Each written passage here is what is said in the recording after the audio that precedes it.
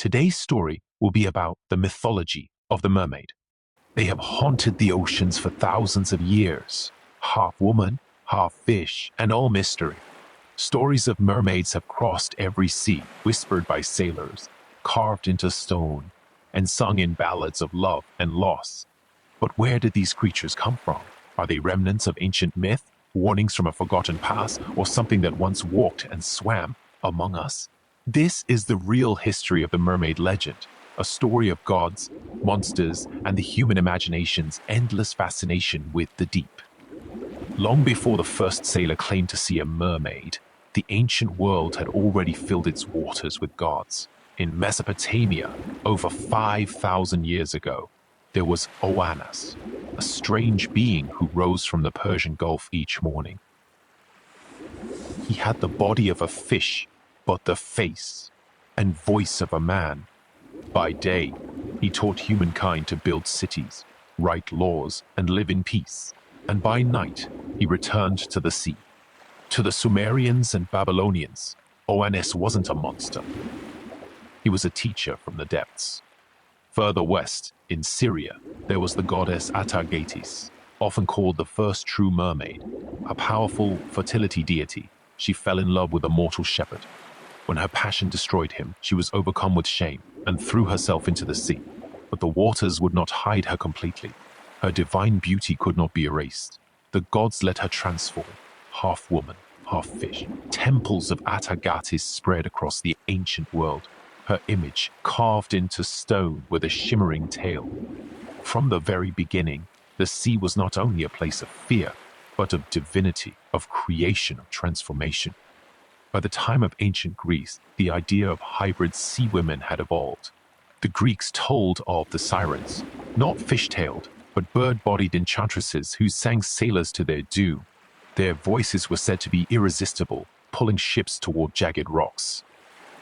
In Homer's Odyssey, Odysseus famously plugs his men's ears with wax so they can sail safely past the Sirens. Over time, however, the Sirens began to change. Their avian wings were replaced by shimmering tails. Their songs became love songs, not death calls. By the late classical period, the siren and the mermaid had merged into one mythic figure, the seductive, dangerous woman of the sea. To the Greeks, she was not evil, merely untamable. She represented the unknown power of nature, beauty that both tempted and terrified. When Rome inherited Greece's mythology, mermaids swam deeper into legend. Roman sailors told of Nereids, sea nymphs, daughters of the god Nereus, who guided lost ships and danced in coral palaces. But they also spoke of Tritons, half men and half fish, who could raise or calm storms with a blow of their conch shells. Roman art was filled with images of these sea beings. Mosaics from Pompeii show mermaids with flowing hair and jeweled fins, pulling Neptune's chariot through the waves. To the Romans, mermaids were symbols of the sea's dual nature, serene and nurturing, yet capable of swallowing empires whole. Then came the Middle Ages, an era of faith, fear, and superstition. In medieval Europe, mermaids took on a darker form. They became symbols of temptation and sin. Much like the serpent in Eden, monks illustrated them in manuscripts, bare-breasted and beautiful, holding combs and mirrors, the symbols of vanity. To the Christian mind, the mermaid was a warning, a creature of lust who lured men away from God. Yet, despite condemnation, belief in mermaids spread faster than ever. Sailors returning from distant seas spoke of strange, humanoid figures glimpsed among the waves. Some swore they saw pale faces with long hair. Others claimed to hear faint songs echoing over foggy waters. The world beyond Europe was being mapped, but the oceans remained a kingdom of mystery. Every unexplained sighting became a story. Every story became a legend.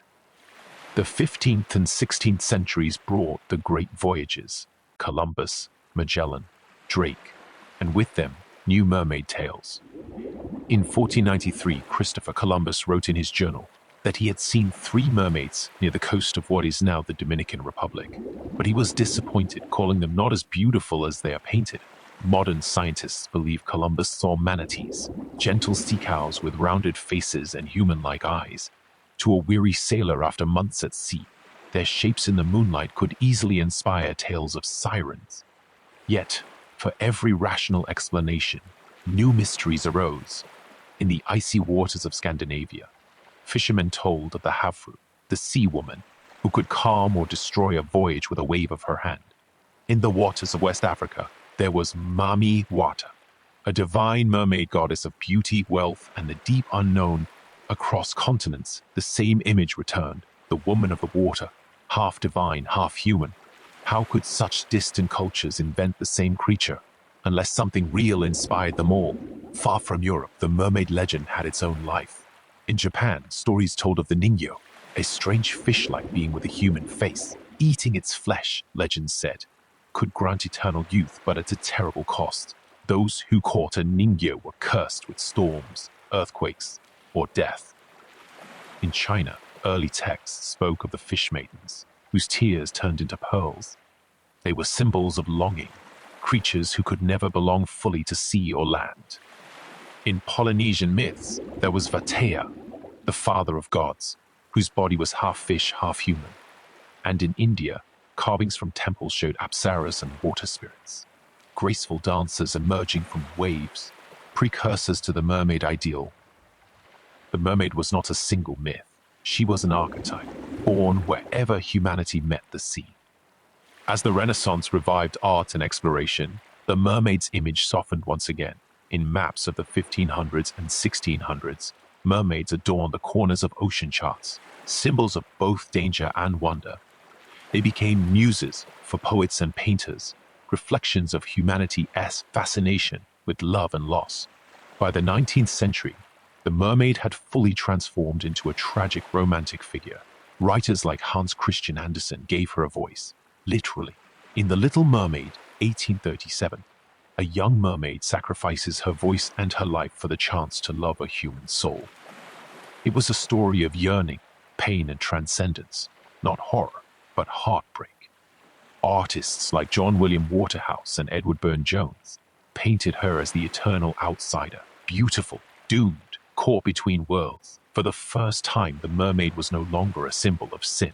She was the embodiment of human emotion itself. In the 19th and 20th centuries, science began to take the place of myth. Naturalists dissected the mermaid corpses once displayed in circuses and sideshows, grotesque hoaxes made from fishtails sewn to monkey torsos. The most famous, P.T. Barnum's Fiji mermaid, horrified and fascinated the public in equal measure. Still, reports of mermaids persisted. In 1943, Japanese soldiers claimed to have seen humanoid creatures swimming off the coast of Indonesia.